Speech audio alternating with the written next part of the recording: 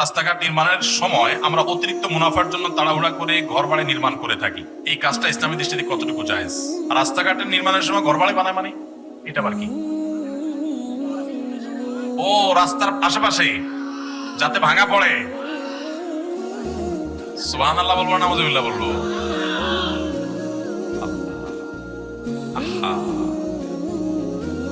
এই কাহিনী তো আমার এতটা জানা ছিল না। দেখেন কত মাসালা এখনো জানার অভাব আছে আমার। সুবহানাল্লাহ। ভাইরা আমার, দেখুন এই টাকা পয়সা এগুলো কি কবর নিয়ে যাওয়া যাবে ভাই? যে কাফন পরায় দেওয়া হবে শরীরে, জীবনে বহু জামাই তো করেছি আমরা, তাই না? শার্ট, গেঞ্জি, পাঞ্জাবি, কত কিছু তো পড়তেছি, তাই না? সব পোশাকেই কম বেশি পকেট আছে। পাঞ্জাবিরও পকেট আছে, শার্টেরও পকেট আছে, প্যান্টেরও পকেট আছে, তাই না? পাজামারও পকেট আছে। কিন্তু মরার সময় যে কাফনটা পরে যাবেন ওইটাতে কিন্তু পকেট নাই। পকেট আছে কাফনের? পকেট নেই, কিছু নিয়ে যেতে পারবেন না। আমার এক বড় ভাই আছেন, অনেক বড় ব্যবসায়ী মানুষ।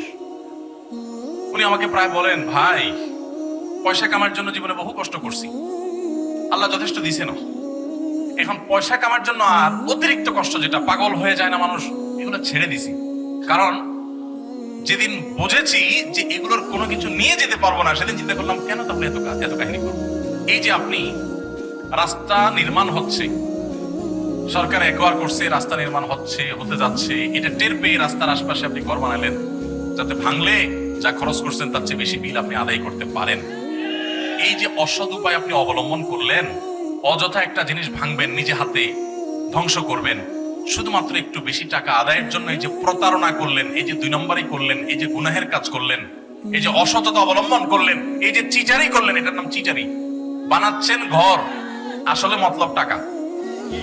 বানাচ্ছেন ঘর, মতলব কি? মানুষ ঘর করে থাকার জন্য, ঘর করে ভাড়া দেওয়ার জন্য, ঘর করে ব্যবহার করার জন্য। আপনি ঘর করছেন ভাঙার জন্য। আপনি ঘর করছেন 2 নম্বর পথে টাকা কামাই করার জন্য। আপনি প্রতারণা করছেন, আপনি ধোঁকা দিচ্ছেন। নবী সাল্লাল্লাহু আলাইহি ওয়াসাল্লাম বলেছেন, মান গাশশা ফালাইসা মিন্না। যে ধোঁকা দেয়, যে প্রতারণা করে, যে 2 নম্বরই করে, যে চিটারি করে, সে আমার উম্মত নয়। আপনার দাড়ি অনেক লম্বা হতে পারে, আপনার দাড়ি সাদা হতে পারে, আপনি মেহেদি লাগাতে পারেন, আপনার টুপি অনেক লম্বা হতে পারে, আপনার পাগড়ি 7 হাত হতে পারে, আপনার জুব্বা অনেক লম্বা হতে পারে, আপনি হজ করতে পারেন, আপনি উমরা করতে পারেন, আপনি মসজিদের সভাপতি হতে পারেন, সেক্রেটারি হতে পারেন, ইমাম সাহেব হতে পারেন, আলেম সাহেব হতে পারেন, আপনি মসজিদের অনেক সামনের কাতারে মুসল্লি হতে পারেন। আপনি যেই হন না কেন, যত বড় টুপি লাগেন না কেন, আল্লাহর খাতায় আপনি চিটার, আল্লাহর খাতায় আপনি প্রতারক, আপনি ভণ্ড, আপনি 2 নম্বর মানুষ।